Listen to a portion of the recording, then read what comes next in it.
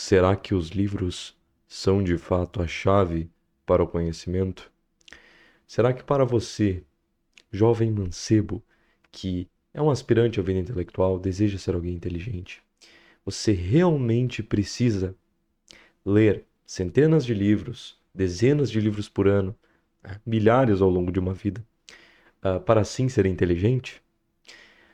Nesse vídeo, eu vou trazer uma perspectiva bem diferente do que vocês estão acostumados. Pelo menos no mainstream e provavelmente no público que esse vídeo chegar.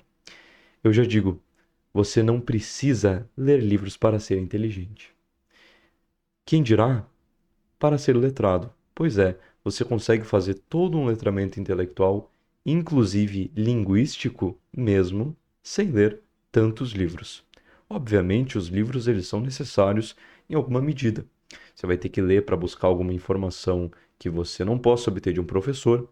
Às vezes o assunto é muito específico e às vezes você quer se aprofundar em uma questão técnica. Aí os livros são sem dúvidas muito importantes. Mas, segundo como foi o aprendizado das artes tradicionais, das ciências tradicionais, ao longo dos últimos milhares de anos, nós tivemos uma estrutura de professorado, uma estrutura de uma tradição oral, ou seja, você tinha alguém que te ensinava aquilo e assim era passado subsequentemente de você para outra pessoa, né? O seu discípulo fazendo outros discípulos futuramente e por aí vai, né? Essa estrutura que é a mais antiga das religiões, né? Então, até na religião mais antiga que nós temos de forma escrita, que é o Sanatana Dharma, né? Vulgarmente conhecido como hinduísmo, ele tinha um período que era oral, muito anterior à sua tradição escrita. Então, olha só, eu estou aqui com algumas imagens bem interessantes, né?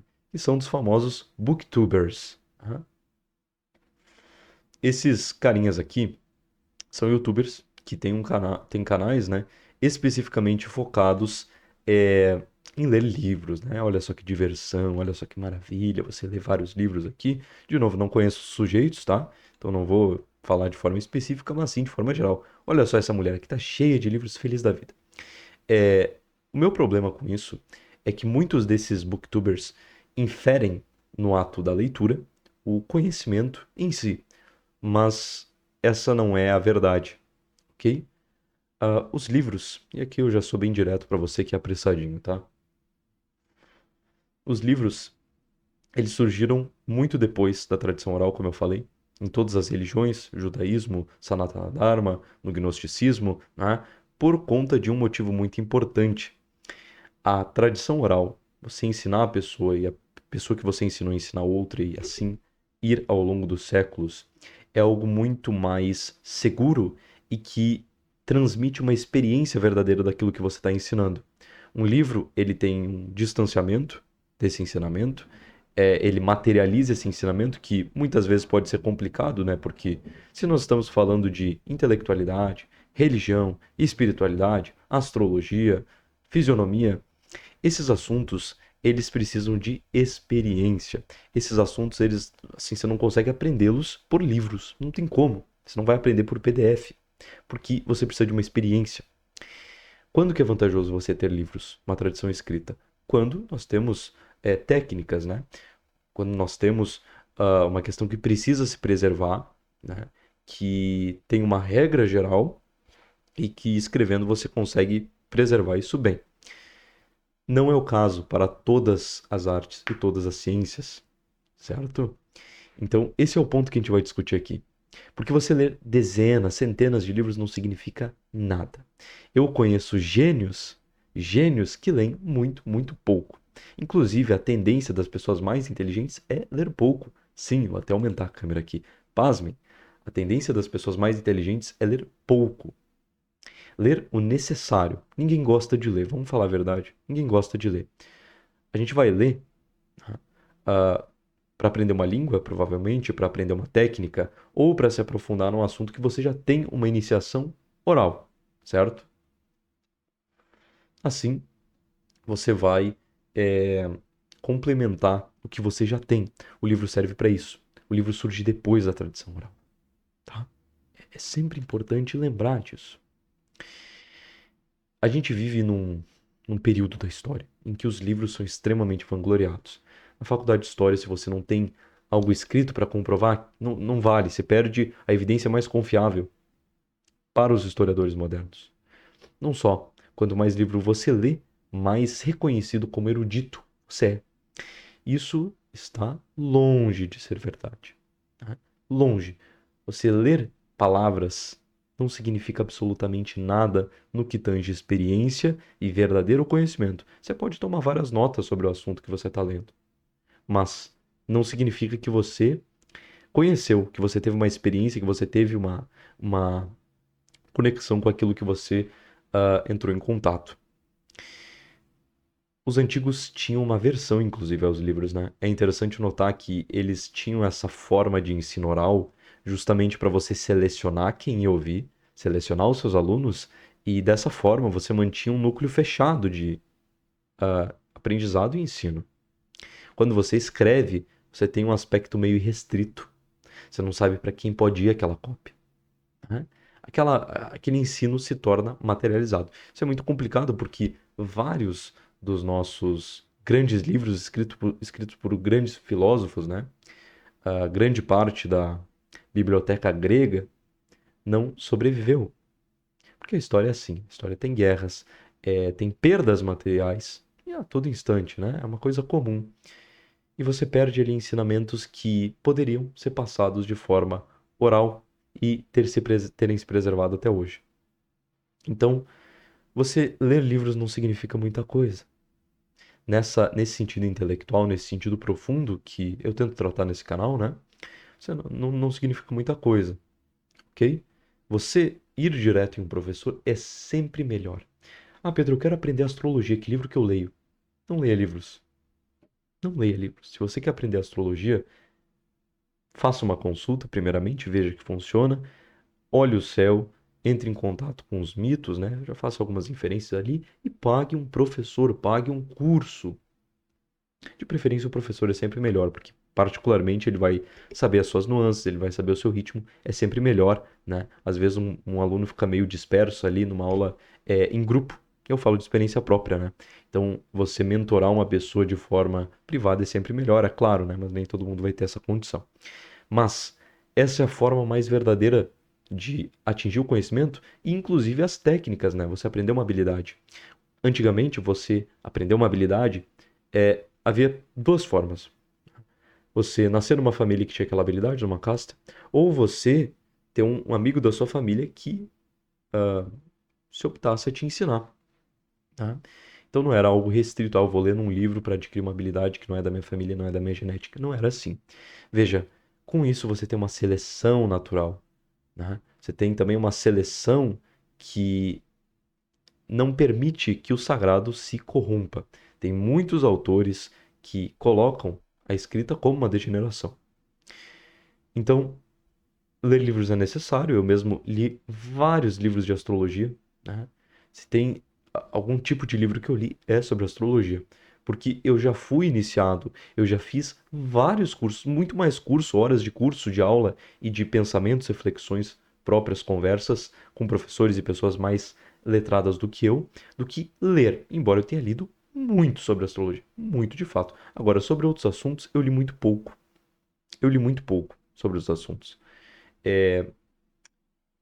O que eu mais faço comumente quando eu quero aprender sobre um assunto que foge um pouco dessa questão da astrologia é folhear o livro. Você faz uma leitura rápida.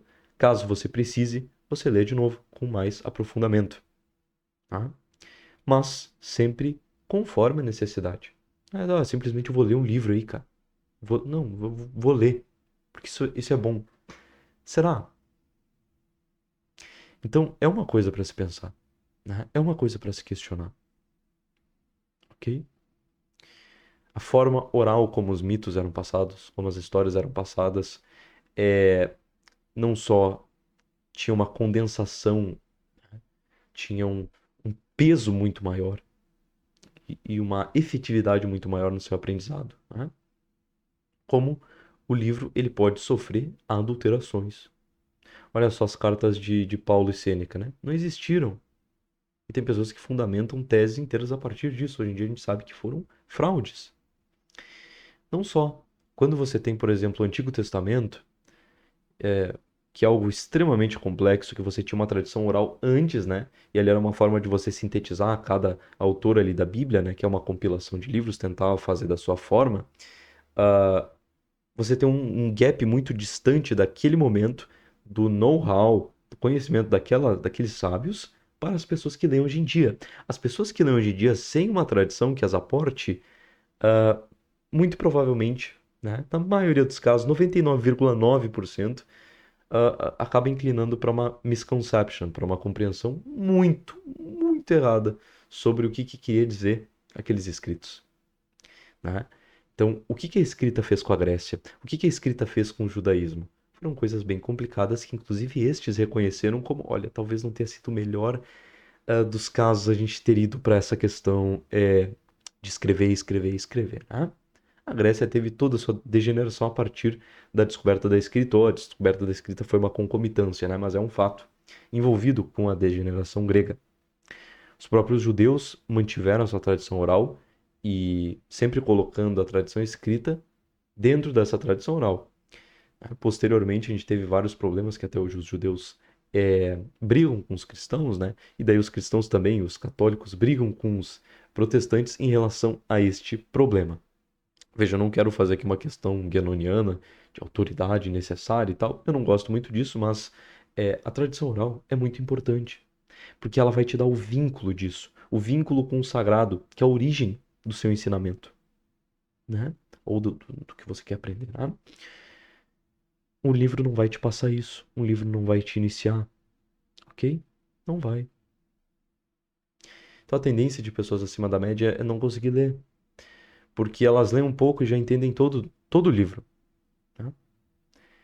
O low IQ ou middleweight, ele tende a ler para sanar as dúvidas, né, e tal, e tal. E você vê que as pessoas que leem muitas vezes obras maravilhosas não entendem nada e às vezes retrocedem, pioram na sua vida e no seu entendimento cosmológico. Vem aqui, ó, puxar a câmera maior. Por que isso? Porque elas não têm um aporte da tradição oral. Então elas vão entrar em contato com materiais sagrados, com materiais incríveis da humanidade e vão pensar bosta. Literatura e religião não tem como brincar.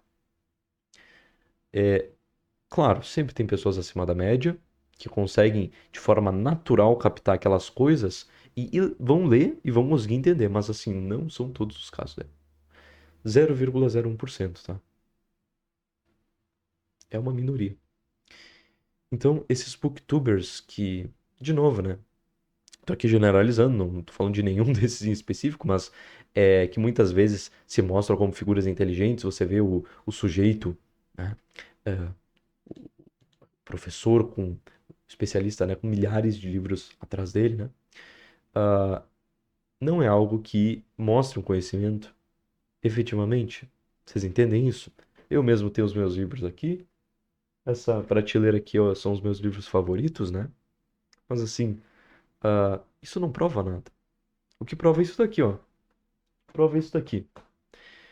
Estes são os meus cadernos de cursos e aulas particulares que eu tive ao longo da vida. Valem muito mais do que os livros. Muito mais. Não só o aprendizado prático ainda, vale também infinitamente mais. Os livros têm seu valor dentro de uma cosmovisão correta.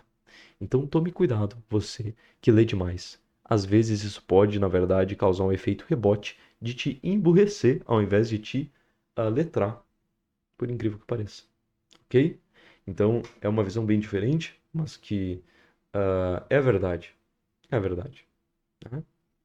Bom, seria isso, meus caros. Um abração. Considere ver mais vídeos do nosso canal. Considere ver o SEM, que é o meu instituto. Né? Sou o CEO do instituto. E qualquer dúvida, comente aqui abaixo. Recomendações de vídeo. Conto com vocês. Até mais. Tchau, tchau.